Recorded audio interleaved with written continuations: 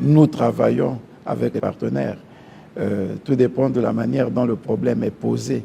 Je vous ai dit tout à l'heure que sur tout ce qui est des arriérés, le gouvernement s'est donné une ligne qui a d'ailleurs été rappelée par le président de la République.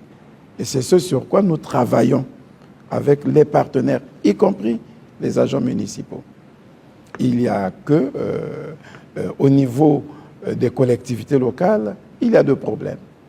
Le premier problème, c'est le salaire des agents qui ne sont pas payés depuis un moment, parce que ces salaires sont supportés, une partie par le gouvernement, c'est vrai, mais une autre partie par leurs propres ressources. Pendant un moment, du fait des réformes que nous avons engagées, la rétrocession des droits, des taxes qui sont dus aux collectivités locales n'était pas assurée de façon régulière.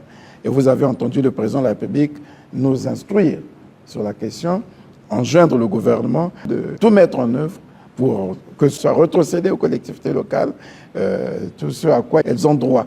Et c'est ce que nous sommes en train de faire. On travaille, on discute avec les collectivités locales. Moi-même les avais reçus par le passé. Aujourd'hui, le ministre de l'Intérieur et de la décentralisation a travaillé avec les collectivités locales.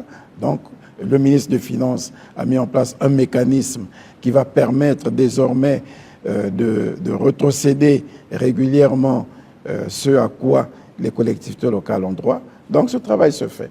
Le second problème avec les collectivités locales, c'est justement les salaires. Alors, là aussi, ce sera la même chose.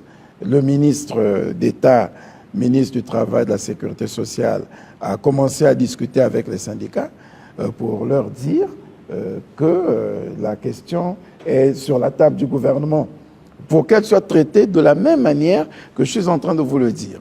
Lorsque nous allons tomber d'accord avec tous nos partenaires, qu'ils soient dans les hôpitaux, qu'ils soient dans les collectivités locales, comme on l'a fait avec les retraités, qu'ils soient à l'université, un peu partout, lorsque nous tomberons d'accord sur le fait de consolider la dette des arriérés et de payer l'encours, si nous disons à partir de janvier 2023, nous créerons les conditions pour qu'à partir de janvier 2023, dans la foulée du paiement des salaires, qu'eux aussi, ils aient leur salaire.